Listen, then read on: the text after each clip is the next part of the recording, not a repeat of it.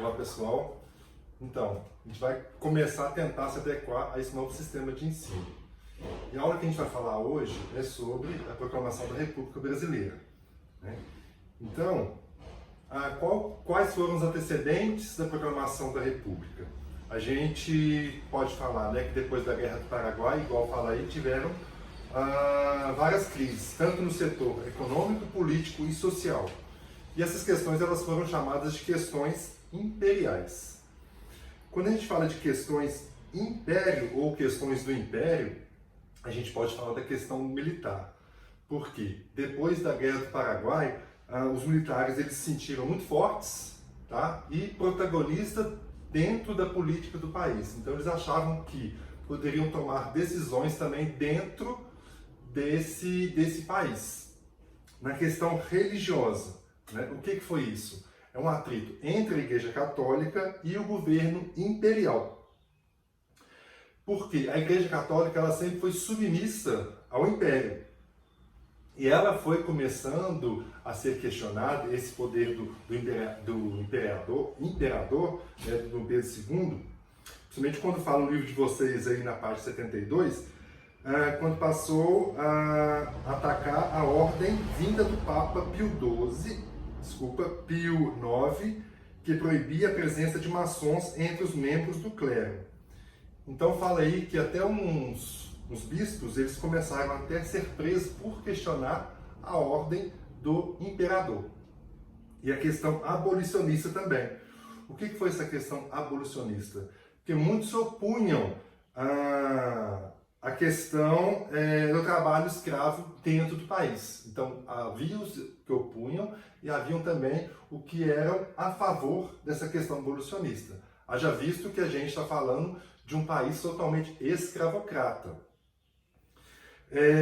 E até porque depois da Lei Áurea, em 1888, né, o governo já estava desgastado. Então, até mesmo essas pessoas que eram favoráveis ao abolicionismo, ou que eram contrárias também, eles começaram a questionar o Dom Pedro II. Depois vem a questão da sociedade e a economia no contexto da proclamação da República. Como é que a gente vai ver como é que estava a sociedade, como é que estava a economia dentro desse contexto? O que o Brasil estava passando? Então, na questão da produção da cafeeira, era a principal atividade econômica. A gente sabe que o Brasil ele era totalmente agroexportador, então ele dependia, né, do que ele exportava. E qual o principal produto que ele exportava nessa época? Era o café. Surgiram ainda algumas indústrias, né, alguns bancos, estradas de ferro, só que onde se concentrava a maior parte dessa questão da industrialização era somente no Rio de Janeiro e em São Paulo. Beleza, então, depois da abolição, como é que ficou essas fazendas de café? Começaram a vir muitos imigrantes a trabalhar nessas fazendas de café. E os negros, como é que ficaram depois disso, né? Igual eu falei, sujeitos à exclusão social. Por que sujeitos à exclusão social? Porque não houve a mudança significativa do negro. Ele não era visto com bons olhos. Então eles ficavam à margem da sociedade. Então sempre também eles competiam com os imigrantes nessas fazendas de café. Outra coisa também que fala aí, outros fatores que contribuíram para o desgaste da monarquia. As ideias liberais, né, porque alguns estudantes eles iam estudar fora e traziam essas ideias liberais, né, que a gente já viu tanto em outras aulas também. A influência de outros países vizinhos, por exemplo, igual eu falei, a Argentina e o Uruguai, porque eles, depois da proclamação, eles adotavam a questão, a monarquia já tinha caído por terra, né? E adotava a questão da república. Então pegavam essas influências desses nossos países vizinhos. E também um exemplo dos Estados Unidos, que a gente sabe que depois da Guerra da Secessão, o país, Estados Unidos, passou por um processo de industrialização muito rápido. Então, aqui a gente achava que poderia também, depois da proclamação da República, da instauração da República, as indústrias iam crescer muito. Então isso ajudou também nesse desgaste da monarquia. Eles começaram a questionar o Dom Pedro II. Depois vem a propaganda republicana. O que foi essa propaganda republicana? Eu falei, a influência do Partido Republicano. O Partido Liberal, algumas pessoas dentro do Partido Liberal, eles fundaram o Partido Republicano, né? Que ganhou força a partir, igual eu falei, de 1870. E esse Partido Republicano que foi lançado, ele lançou o Manifesto Comunista. O que foi esse Manifesto Comunista? São as ideias do que eles pensavam, do que eles achavam que seria essa república. Vocês podem ler com mais afinco alguns trechos desse manifesto republicano, que está na página 76 e 77. Só que dentro desse partido republicano havia duas vertentes, né? Duas tendências. Haviam os republicanos históricos. O que eram? O que eles queriam? Igual eu falei, defendiam a passagem da monarquia para a república de forma pacífica. Então eles não queriam que houvesse confusão, eles não queriam que houvesse briga. Já os republicanos revolucionários, igual eu falei, defendiam a tomada do poder sob a forma de revolução popular. Eles achavam que deveria haver essa revolução popular, que o povo fosse às ruas, que brigassem em favor da instauração da república. E esse partido republicano ele teve forte influência do positivismo, né? O maior representante do positivismo, que a gente fala que é o pai do positivismo, ele foi o Augusto Comte.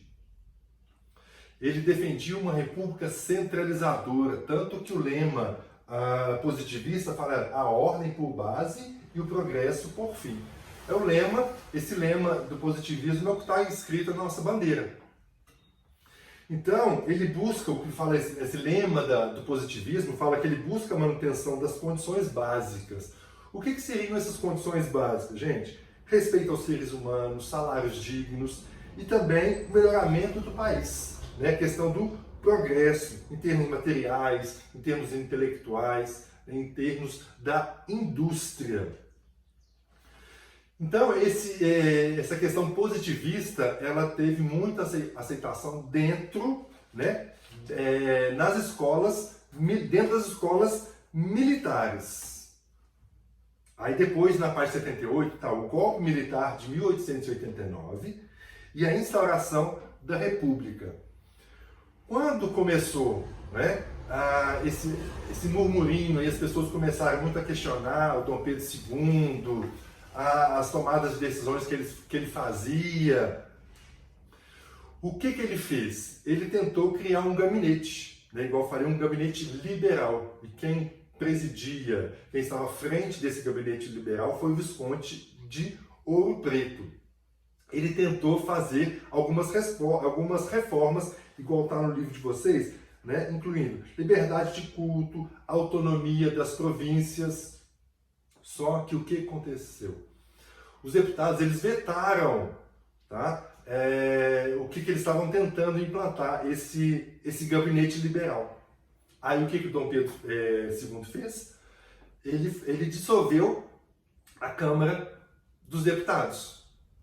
Isso causou um descontentamento muito grande, um descontentamento geral na população, favorecendo, né, aumentando esse clima de conspiração. Então os republicanos, eles começaram a se aproximar dos militares, né, que eles viram que ali os militares eles tinham uma certa influência, uma certa força. E os republicanos também começaram a espalhar, igual eu falei, um boato de que Dom Pedro II ordenaria a repressão contra os militares. Então, o que os militares fizeram? Igual eu falei, que no dia 14 de novembro, alguns militares da oposição reuniram-se em São Cristóvão. Esses militares que eram a favor da instauração da República. E na manhã do dia 15 de novembro, Deodoro da Fonseca assumiu o comando das tropas revoltosas no quartel-general do Exército e depôs o ministério que ali estava.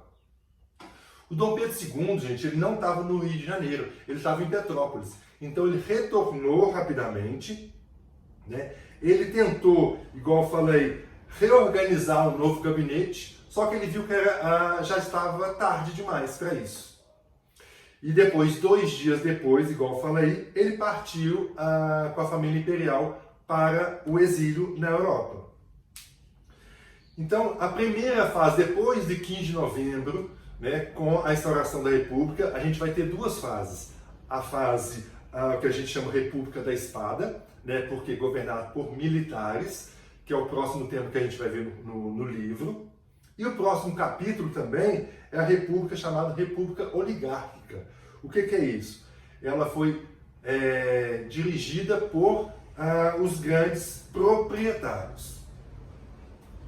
Então agora eu quero que vocês assistam o Tá na Mídia da página 79, que é um documentário que se chama Nasce a República, que é muito interessante, eu quero que vocês assistam. Depois façam as atividades, os exercícios de aprendizagem do número 1 ao 10, tá certo? E façam tudo no caderno, deixa tudo registrado, que depois a gente vai dar um jeito de corrigir. Né? Então, reforçando, fiquem em casa, adquiram o hábito, né, de estudar, estudem bastante, porque a gente está fazendo aqui do Sagrado Coração, a gente está fazendo tudo para minimizar o que está acontecendo no nosso país. Tá bom? Um abraço para todos e até a próxima.